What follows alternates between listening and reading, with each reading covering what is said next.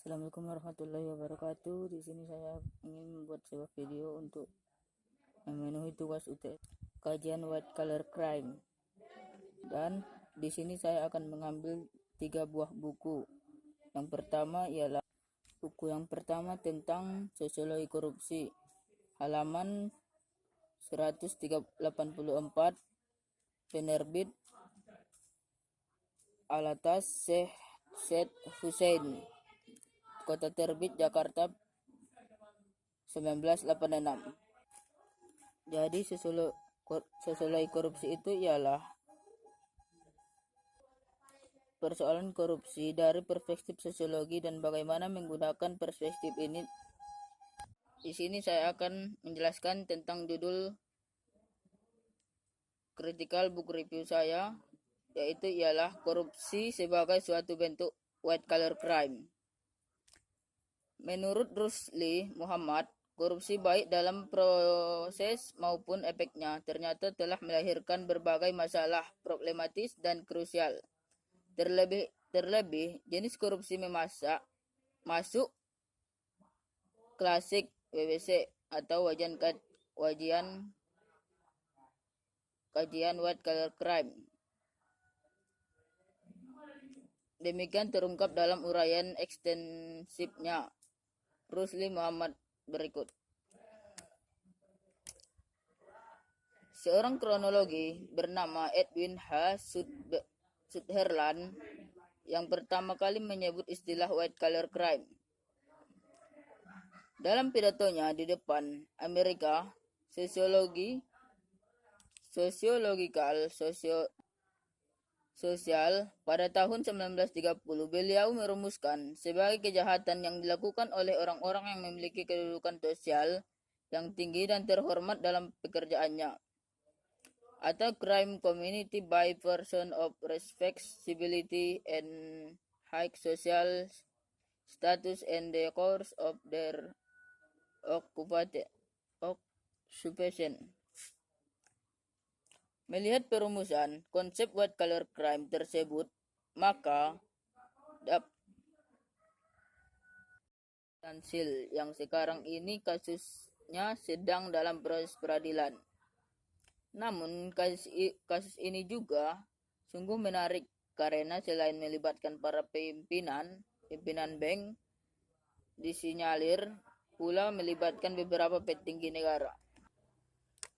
Terkadang korupsi membayangkan perbuatan yang hina, merusak moral, dan apabila korupsi ini telah menjalar kepada pegawai negeri, para pejabat, dan penguasa negara, maka korupsi itu jelas berbahaya karena akan menciptakan ketidakpercayaan lagi terhadap aparat pemerintah. Masyarakat akan menjauhkan diri dari pemerintah, pimpinan pemerintah, aparatur negara akan kehilangan wibawa mereka. Berkaitan dengan itu pula, Mukhtar Lubis dalam bukunya menyebutkan bahwa sikap sinisme akan menjalar luas juga di kalangan pejabat sendiri dan terutama sekali di kalangan masyarakat, yang merusak segala disiplin kerja, rasa tanggung jawab jabatan, sikap pengabdian pejabat terhadap kepemimpinan rakyat dan negara serta bangsa, dan di kalangan masyarakat timbul pula rasa tidak puas dan keresahan yang sangat karena mereka merasa bahwa mereka diperlakukan sebagai sasaran pemerasan belaka oleh penguasa negara. Jadi, dan yang ketiga, DETI atau tindakan pidana korupsi. Sejak kemerdekaan Republik Indonesia baru terdapat 2 undang-undang yang mengatur tentang delik korupsi. Sebelumnya hanya diatur dalam peraturan pemerintah pengganti undang-undang. Kedua undang-undang tersebut adalah Undang-Undang Nomor 24 Tahun 1960 tentang penghasutan, penuntutan, dan pemeriksaan tindak pidana korupsi.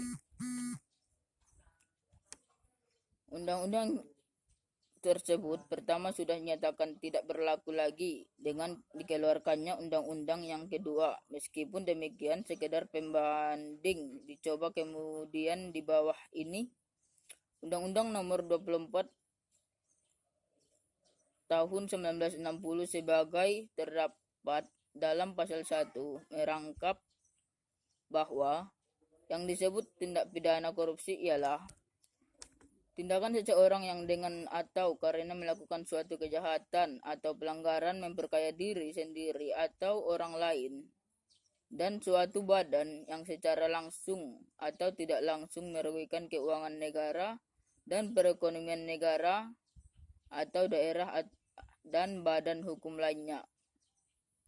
Dan melihat perumusan konsep white collar crime tersebut, maka dapat dipahami bahwa Sutherland ingin untuk merampok teori tentang perilaku kriminal yang secara tradisional susah stereotip yang menyatakan bahwa perilaku kejahatan adalah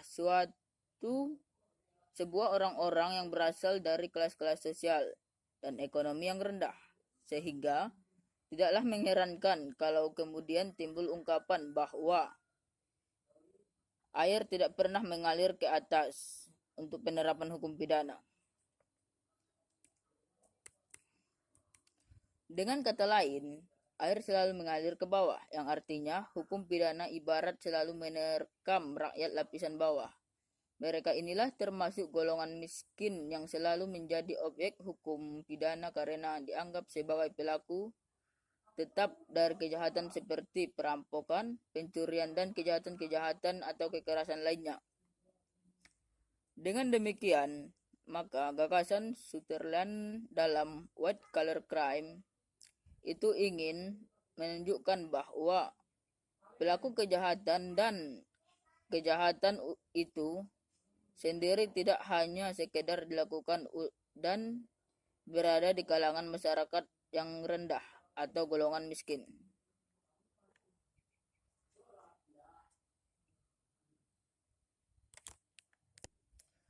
Melainkan dapat ditemukan juga dalam kelas-kelas masyarakat yang lebih tinggi, yakni mereka yang dalam penampilan sehari-hari selalu berdasi, bermobil mewah, berpakaian necis, dan berparfum menawan.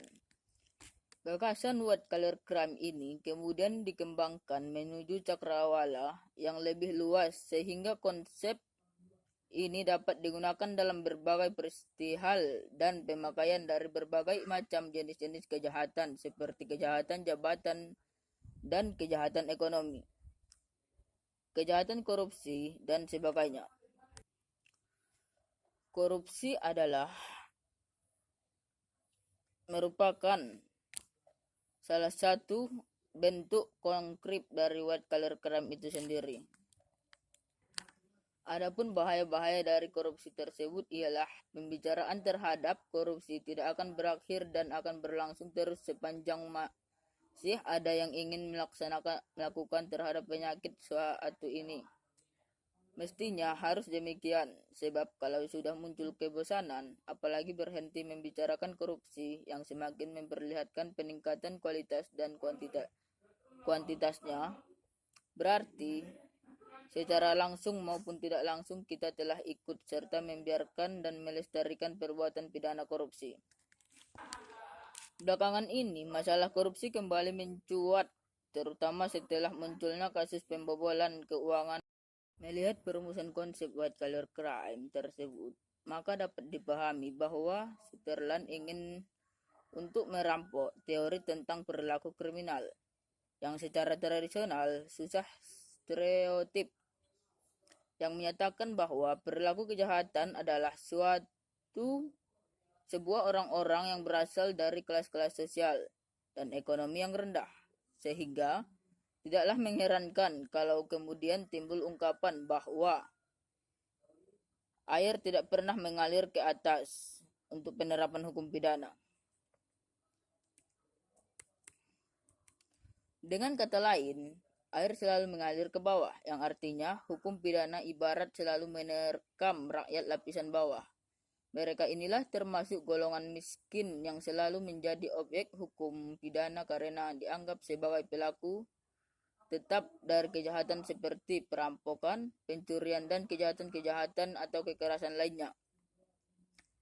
Dengan demikian, maka gagasan Sutherland dalam White Collar Crime itu ingin menunjukkan bahwa pelaku kejahatan dan kejahatan itu sendiri tidak hanya sekedar dilakukan dan berada di kalangan masyarakat yang rendah atau golongan miskin.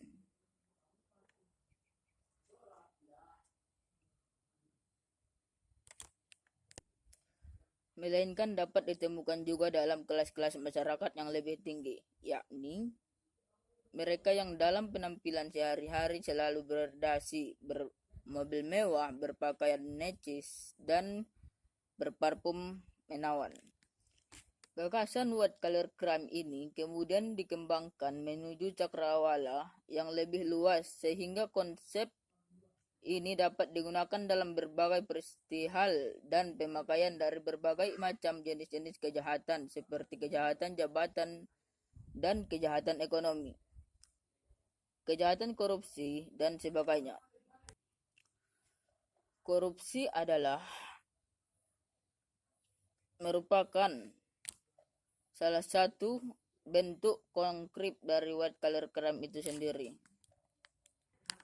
Adapun bahaya-bahaya dari korupsi tersebut ialah pembicaraan terhadap korupsi tidak akan berakhir dan akan berlangsung terus sepanjang masih ada yang ingin melakukan terhadap penyakit suatu ini.